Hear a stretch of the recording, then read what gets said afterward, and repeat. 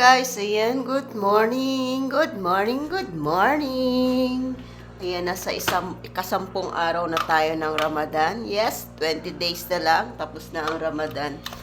Ayan, kumusta po kayo dyan? Alive na alive pa ba or may energy pa ba tayo? So, kailangan lagi tayong may energy. Ayan, nagsisimula na ang ating eye bag. So, kagigising lang natin, so naligo na rin tayo para naman medyo fresh tayo at mawala yung ating katamaran. Kasi minsan talaga tinatamad tayong bumangon. Pero pag nailigo natin yan, siguradong lalakas ang ating katawan. So, yan ang aking sistema ng kitchen pagkagising. Ayan, hindi naman masyadong makalat. So, konti lang ang ating liligpitin. Naglatas na rin ako ng manok. Kasi siya, frozen. So, para mamaya madali na siyang hiwain. So, maglilinis muna tayo, pero magtitimpla muna tayo ng kape. Coffee is life. Ayan, para masarap-sarap naman ang ating buhay. Diba? Coffee is life talaga. So, yung ating kape. Tasa. Brown sugar yung ating ginagamit sa pagkakape. Kasi masarap ang kape sa umaga talaga. So, sila lang ang fasting, din mo tayo kasali. I respect nire-respeto ko sila, pero respeto rin. Hindi na tayo Muslim. Hindi na tayo fasting. So, bago tayong kumain.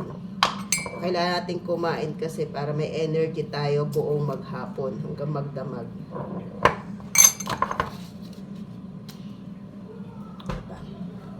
It's like, ayan. Kunin natin yung ating tubig.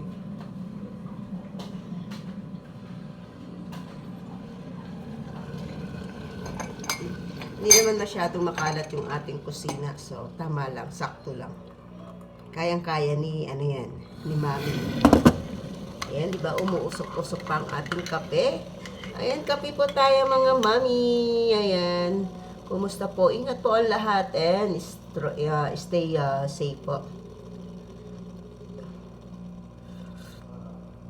Sa mga kadama ko dito sa Saudi, ayan, pahinga po tayo ng maayos, kumain ng maayos kasi talagang itong month na ito panahon ng ating pakikipaglaban, sobra-sobra. Sa bagay, kahit naman din Ramadan busy tayo. So, kailangan lang nating may energy tayo lagi.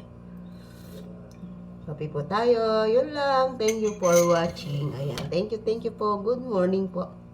And happy Monday po sa atin lahat. Happy 10 days of Ramadan. 20 days na lang matatapos na. Ayan. Bye!